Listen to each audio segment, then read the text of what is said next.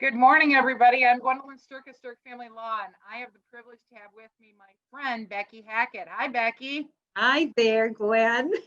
It's so nice to get together with you during these times. And today we're going to talk about the Kiwanis Club of Shorewood. Boy, can you tell us a little background about that? And then you're the president, right? I am, and I'm thrilled.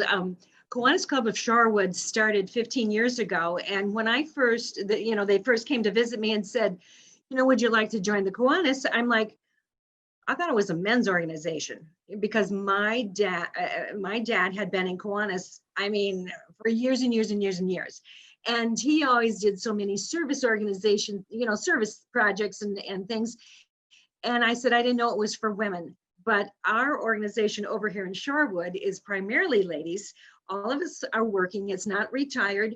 Again, I thought it was retired men, and it totally, and maybe it has just become different as the world has changed. But we have men in our group, but it is a lot of women. Most of us own our own businesses, and if I had to narrow it down and say, what does Kiwanis do? It's a service organization that makes a difference for children. And that's how I got enthusiastic about it. So that was 15 years ago. Wow. Can you give us an example of some of the programs you've done over the years with Kiwanis? Sure. Our focus previous to COVID was fundraising. And we raised lots and lots of money to give away. And this year we had money to give away, but it was much more limited. And so we have pivoted. And now we're doing service projects. We've done a coat drive for, this is our 4th year for the coat drive. And the community has really supported us. And then when we got all the different people that we donate to one night together for a dinner, and everybody was talking about what they needed, the Illinois Food Bank said to us, oh my gosh, what sometimes people ask us for all the time is socks. And they wanted socks, and they made it sound like, oh my gosh, people wanted socks more than food sometimes. And so then we started a sock drive. And so we've now into the 4th year, and Sterk Family Law, you found us this year and supported us. So thank you very much. And those socks are already delivered. And then even though it's not people, we started supporting the animal shelter because it's just down the street, and they specifically need they asked us for towels and blankets. And so that was a real easy thing to reach out and get to the community. Will you help us with that? And I'm trying to think, then of course we give money whenever we can in terms of supporting. And then we also pivoted this year, and we've invested over 100 hours of service project, packing food for the food bank. And that has been really, it's a social fun thing to do, yet it is a productive thing to do. Absolutely. If that hit any of your highlights. Well, it sure hit a lot of them, because I think the issue is these type of service projects are really helpful. It makes people feel like you're involved, because I hear from a lot of people, look, I'd like to give back, but I'm just one person. So really the Kiwanis Clubs gives an opportunity to form together and do something in a bigger way. Like for the sock project, it's not just 5 pairs, it's a lot. Right. And then I just looked at my notes here too, is I forgot, partnered with Staples. Staples had been, at the end of the season, they had been selling us their book bags. And this year they called us and said, could you take supplies? And we just thought we were going to get a few supplies. Mm-hmm. Well, they gave us boxes and boxes that we took immediately over to the elementary school. And then a local pizza, Severinius Pizza, they partnered with us, and they wanted to donate their portion of the money to Boys and Girls Club. And so we have 16 organizations that we partner with, and each one has their own niche of what they need. Right. Paws for Kids, they need things for their dogs. I don't know if you know that program, Paws for Kids. Sure. Yes, absolutely. And Yes. real important, and we're real dog lovers at our office. We have a therapy dog, and that's a real important aspect of everything. So Well, I think see that's that. important. Yeah. Yes, yes, yes. So, And look at the, let me understand something then, just so that we're explaining and people can understand. So basically, the Kiwanis Club gets together, then you form or get all of these items that are needed by another organization, and then you either assemble them as a service project, get the items together, and then you deliver them to that organization.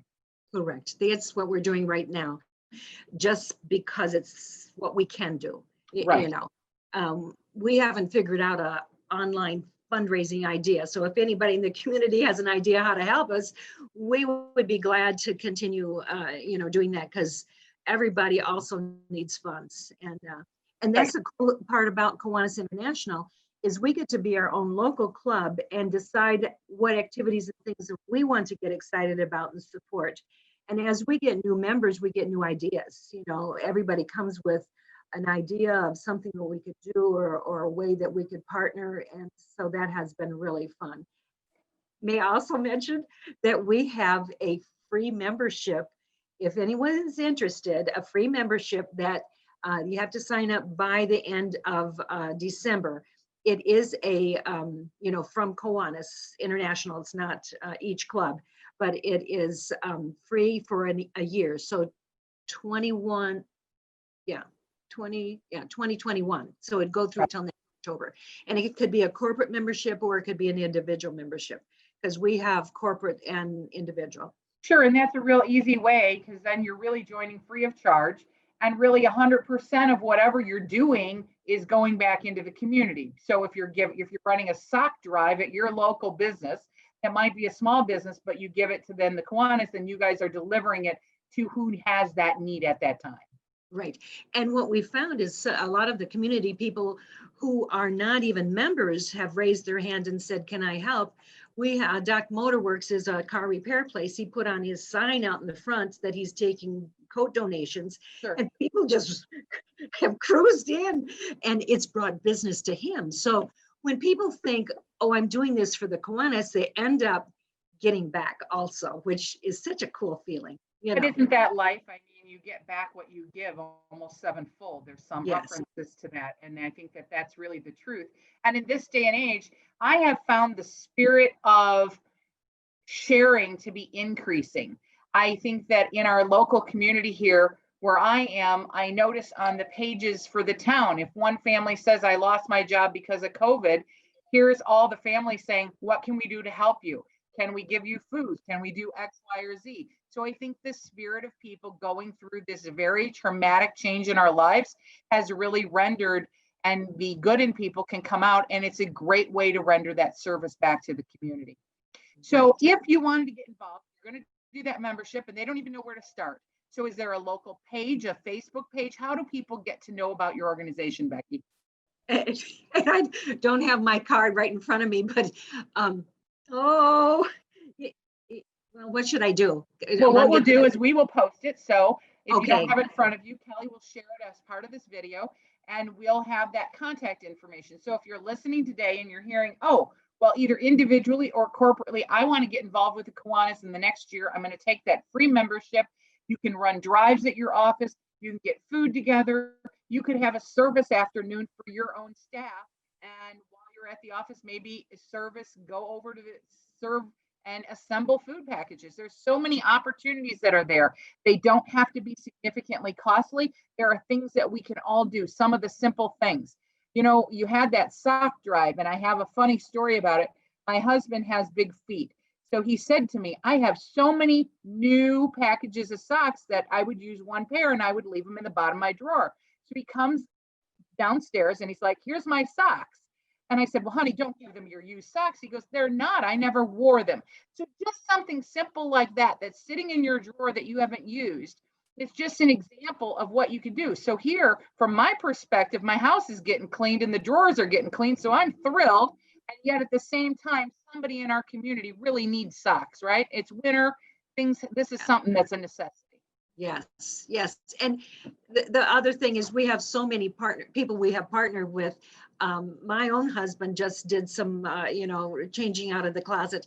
And there is another organization in town that takes work clothes, whether it is a suit and tie or whether it is, somebody worked in a factory, they take clothes and if they get an interview, they get to get an outfit. If they get a job, they get a whole week's worth of outfit.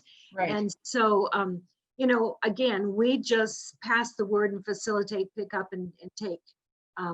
It really is a fantastic opportunity. So It's just I'm going to fun. encourage everybody out there today. Look, Becki gave you 2 ideas of putting things together, either your extra coats around the house, extra socks you may have, cleaning out the closet, joining the Kiwanis, and giving in different ways, because we all have that ability. And what a great reward it is back, right, Becki? It does feel nice, when we just took that carload of coats yesterday. I mean, we had to just jam them in there because the community had been so gracious to us. But, we still have more needs. So, different organizations say, don't forget us. We need some too. So. Right. Absolutely. Repurposing. Yeah. And so if somebody wanted to see what the needs are, do you post those needs? So for example, now you're doing a sock drive and a coat drive, but maybe in spring you're doing more summer clothes or something geared towards school or a sports activity. And you share that information then with the community. Yes, we actually have a Facebook page. I am not the person who has a memory to be able to rattle it off really fast. Right. We do have a Facebook page and we have a website. And so both of those have that listed where you could take or bring or call. Absolutely. Well, it's very exciting today. I think if you're listening and you want to have a new service project, look, you can join for free. What better is that? But if you don't want to join, don't want the commitments of that, you can still give, and it gives you an opportunity. So if you just like their Facebook page and look at these opportunities, it gives you something to do, something to give back and to utilize even what you already might have. So Becki, is there anything else that you'd like to add about what people should know about your club? Well, when you've just mentioned, you don't have to join. We do have a lot of people who are just our fan club. And whenever we have activities and needs, they say, please call us, because they just like to do the fun things we do. So thank you. Sure, no commitment there. So again, well, you have a very good Christmas, and I hope that the work that you have done is surely shared and that people appreciate it, and I'm sure that they do. Everybody can use a warm coat, right? And some new socks. Absolutely. Absolutely. So thank you very much. Thank you so much. Have a great day. Bye-bye.